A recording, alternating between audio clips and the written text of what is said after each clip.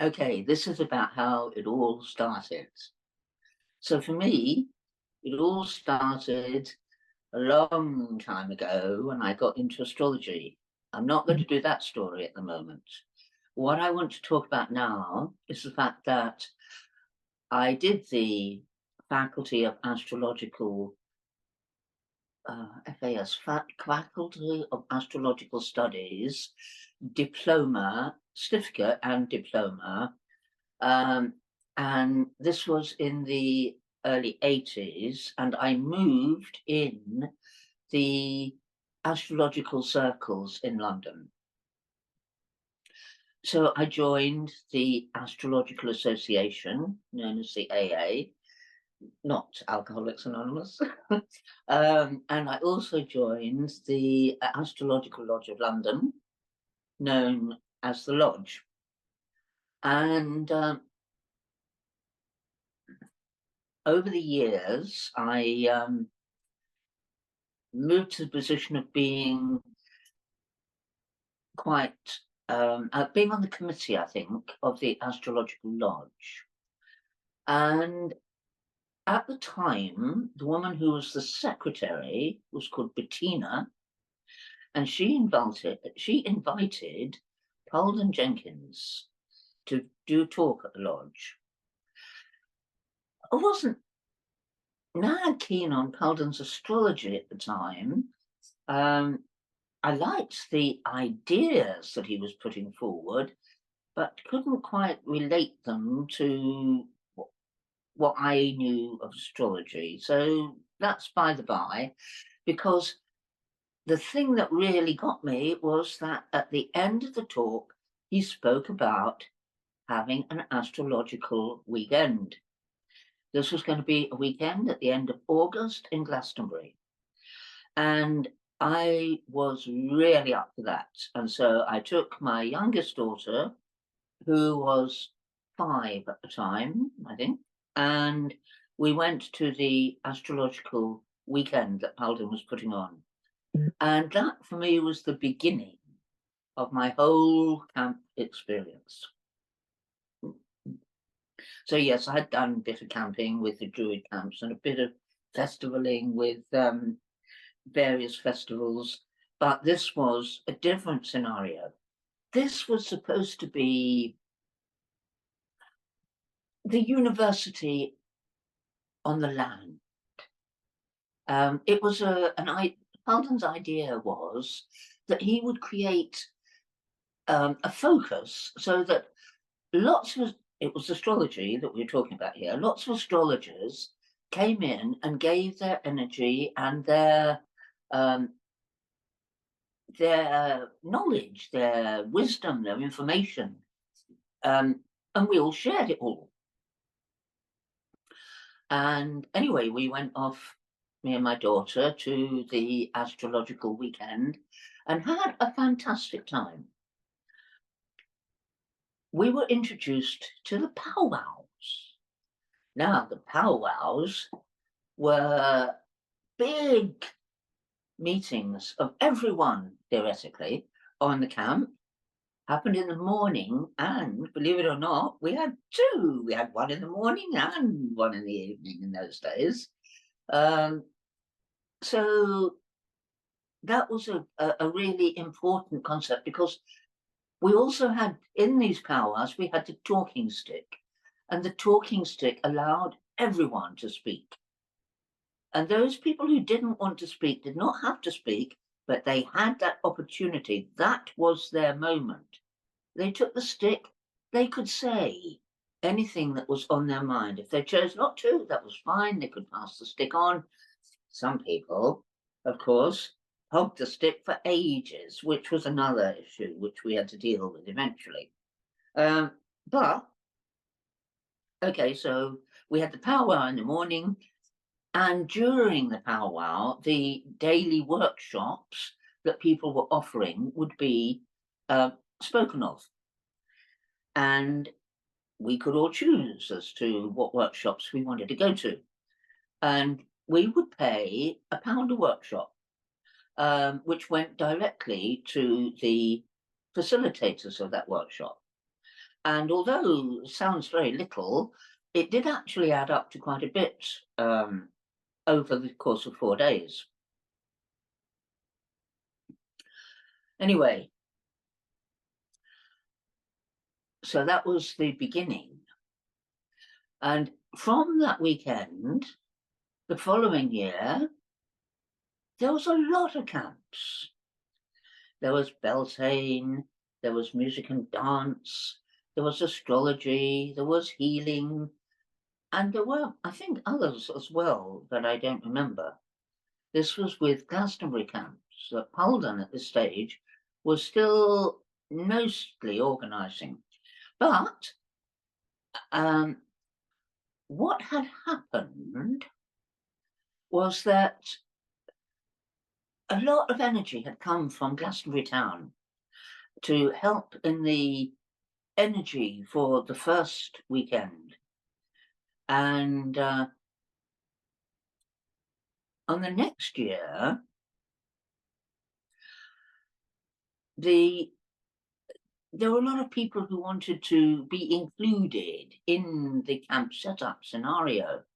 So I believe that it was this next year that the Glastonbury camps was initiated, and it was there was a core group who were the sort of people who made the physical decisions, and there was a tone group. It was the people who provided the content.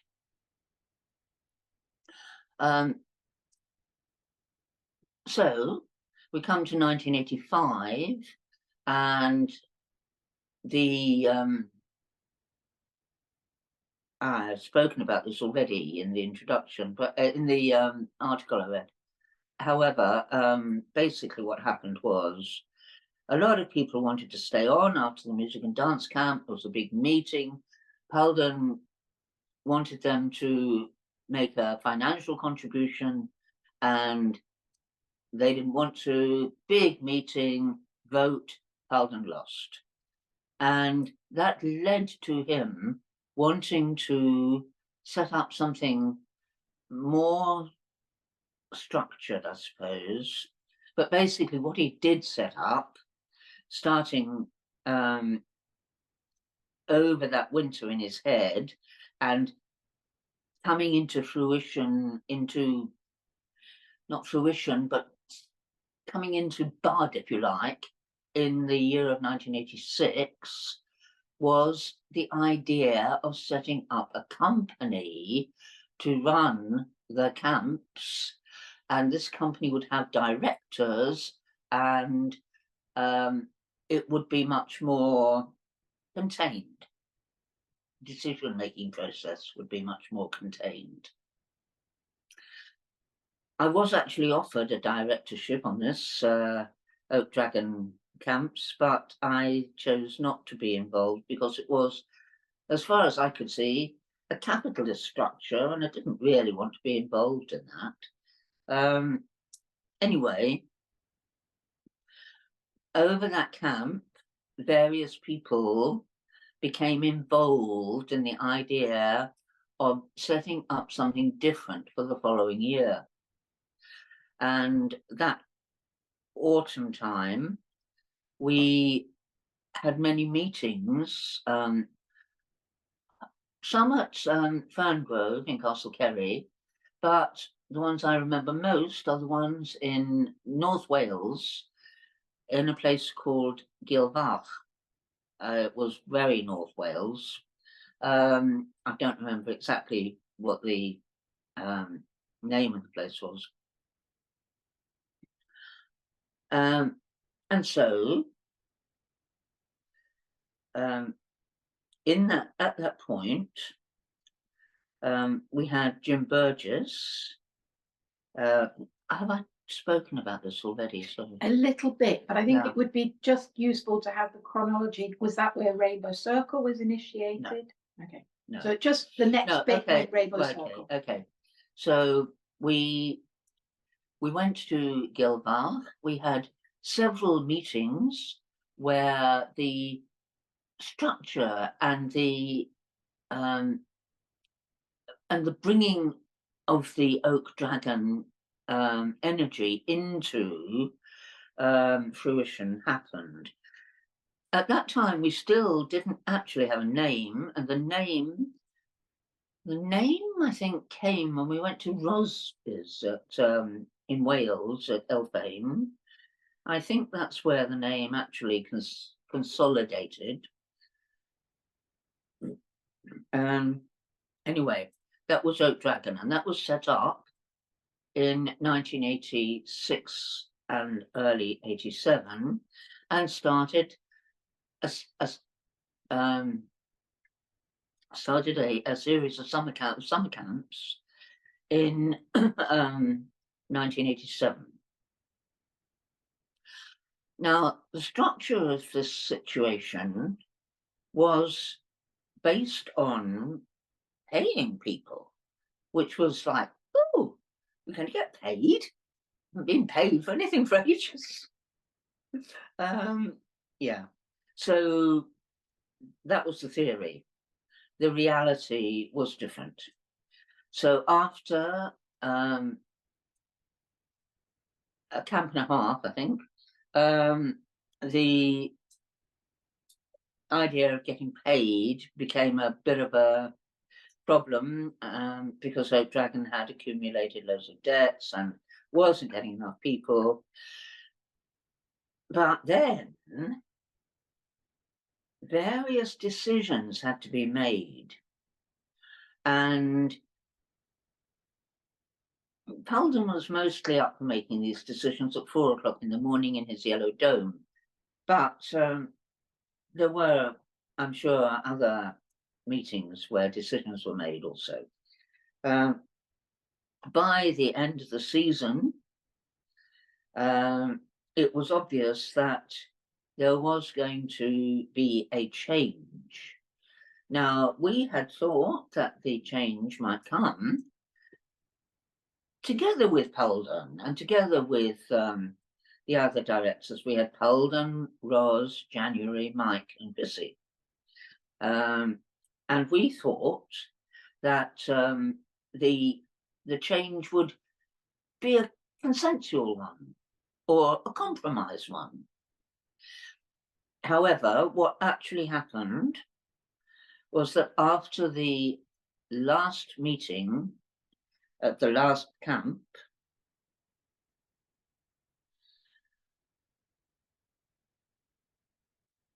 the whole scenario made it was very clear that it was not going to be a consensual situation. And Johanna, who lived at Ferngrove, along with Chrissy and various other people, Johanna called a meeting at Ferngrove for the 20th and 21st of November, 20th and 22nd of November,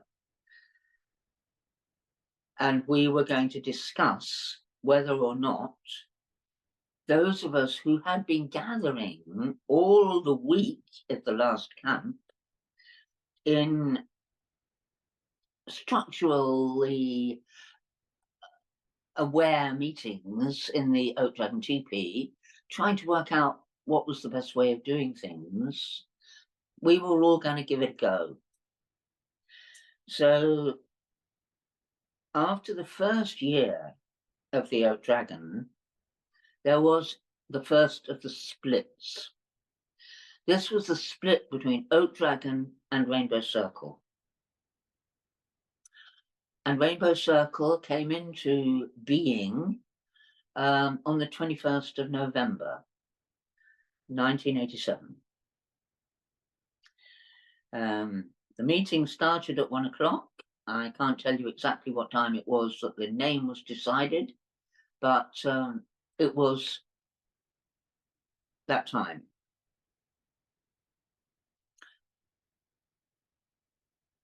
So then we had to get our scene together as Rainbow Circle, and we had We had jumble sales, we had various different fundraising activities. We had newsletters. I used to put out this newsletter that was done on a manual typewriter in my living room in London. And I put that out for several years, but then the first year, I must have put out 2 or 3 mailings. And it worked out that some of the people on Rainbow Circle were part of the employment enterprise, I think it's called the enterprise scheme. And with the enterprise scheme, you could mail your leaflets for your business. You could mail 1,000 first class for free or 1,100 second class for free. And we used to do second class mailings and stuff these with our mailing as well as the business mailing. In fact, the business mailing often didn't quite make it, but the Rainbow Circle stuff did. And we put out at least 3 mailings on this level, and we actually got the camps started and on the road by Beltane, 1988. And we went first to a site in Devon, and that was Beltane. And then I don't remember quite how many camps we did that year. We may have done our full quota that year, but in the end, we were basically doing Beltane in end of April, beginning of May, kids camp, half term, and then there were 3 summer camps, which was the astrology camp, the healing camp, and the music and dance camp, which went in different orders, different years. And then we would end with the Celebration of Life camp, which was at the beginning of September. It was after the beginning of the school term. So it was a different sort of camp. And that camp was, I was going to say that camp was Magic Hat, but it was in the end a Magic Hat camp. Before the rest of the Rainbow Circle became Magic Hat. But at the beginning, I have to say that whatever camp we were on, we paid to work. We had to, because that was the only way we could actually get the money together to pay for the site, to get some dome covers, to get some canvas, to get this, to get that, which we needed, which we didn't have. You know, we started our first season with whatever the people who were with us actually had in their own personal possessions, and we started there. And then people put in some money for the fundraising and the jumble sales and what have you, and we got canvas, basically we made our dome covers out of the recycled canvas from the various marquee companies that were around about in the West Country. And of course the domes were just made out of plastic pipe. No, the domes were made out of metal struts. And those metal struts were produced by a firm at Simmons Yachts. And basically, you bought the pipe, it got cut into its 60 and 65 lengths, 60 at one length, 65 at the long length, and they got cut into that. The ends got bashed and they got holes drilled in them. Then we had screws and nuts, well, not screws, bolts, nuts and bolts, and we constructed the geodesic domes. We had the right proportions. As long as you had the right proportions and you knew the pattern, it wasn't that difficult. but you didn't have to know how to do it. You had to start at the top and work downwards. The interesting thing came was when you went to take them down, and everyone wanted to start at the top, but of course you had to start at the bottom, otherwise the whole thing would fall in on top of you. Oh, anyway, so um, Rainbow Circle started in '88, and the next split came in 1994. And that was where the split between Rainbow Circle and Rainbow 2000. And Rainbow 2000 eventually became Rainbow Futures, Rainbow Visions, and now the Rainbow Summer Camp. And it is still ongoing and very successful. Whereas the Rainbow Circle, well, those were the splits that happened. But there were other things that also happened, and the decision, which I have to admit I was very much part of making, to turn Rainbow Circle into a real rainbow camping scenario, which meant magic hats. And since then, things have become much more difficult. They started in 2000. I actually dropped out of Rainbow Circle about 2007-8.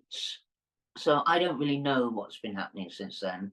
And I am quite amazed to see that it's still going on. And I don't know whether it'll happen next year or not, but it is still happening at the moment, which is amazing, really. But the feeling from the camps is quite spiky sometimes, and I don't feel it's got that consensus of trying to make things work and do things in a very positive way, because I feel that the spikiness is like directed at people and difficult. But that was just my experience 15 odd years ago. And what happened to Oak Dragon? Now that's interesting. After the Rainbow Circle split off, Oak Dragon went because it had no energy. We took the energy. And they struggled. Now, I don't quite know what happened, because due to the way that things had turned out from the Oak Dragon and the meeting and the splits and everything, I was definitely not welcome to be anywhere near the Oak Dragon energy. So after the split with the Rainbow Circle, the energy drained out of Oak Dragon, because we had taken that energy, we had taken it and run with it, and we were going to be doing things with it, and the Oak Dragon was suffering under its 23,500, maybe 36,000 pounds of debt that had to be serviced.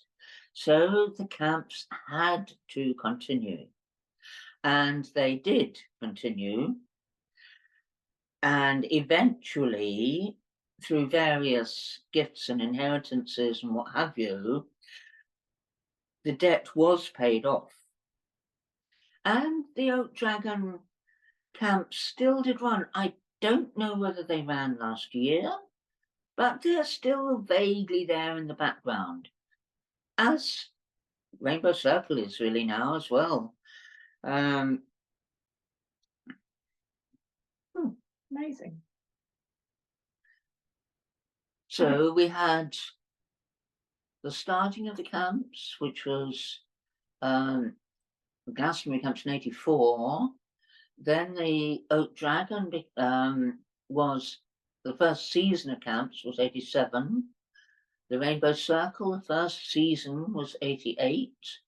Then there was the split, and the next part of Rainbow Circle, where we were once again starting with very little tact and very little resources and just our own personal energy, that started in 95.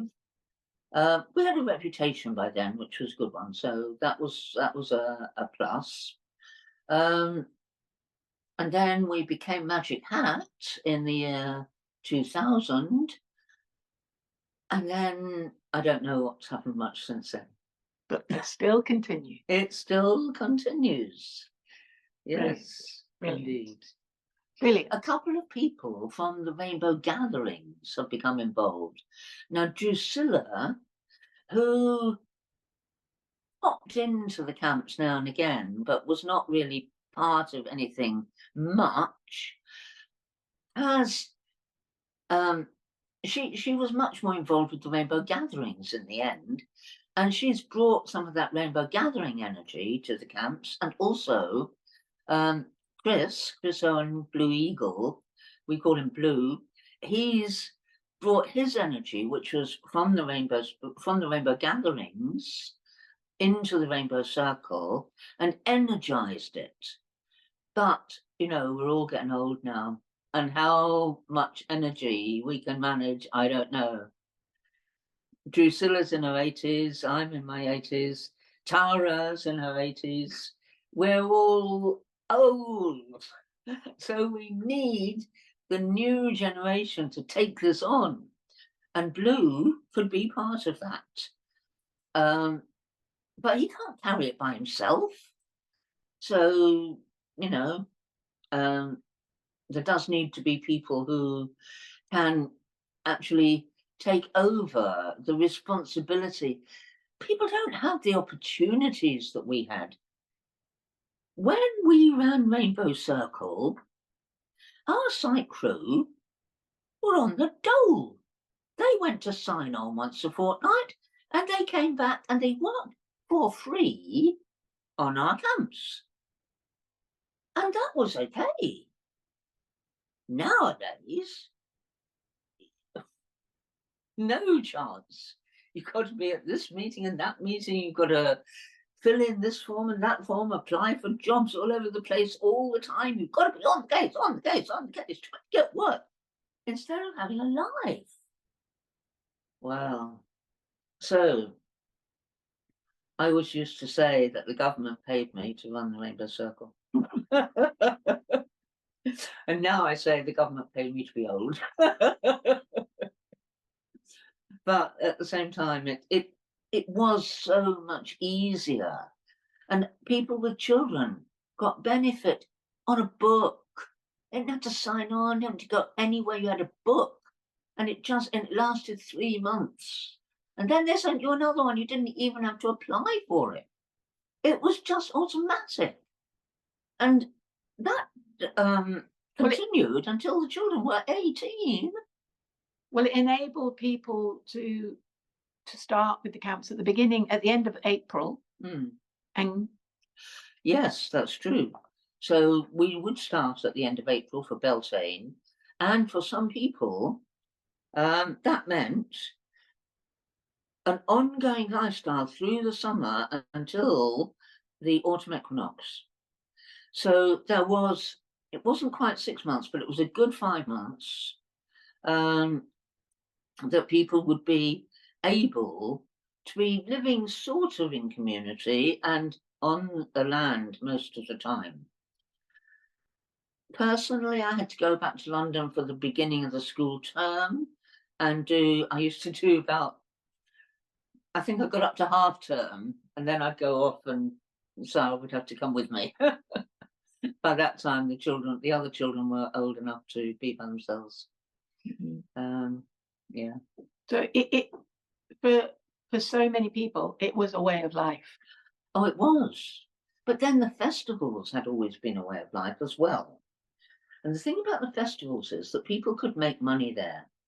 Now, with the camps, people couldn't make money. That was even before we became Magic Hat or even heard about the rainbow in America and got to know what that was all about.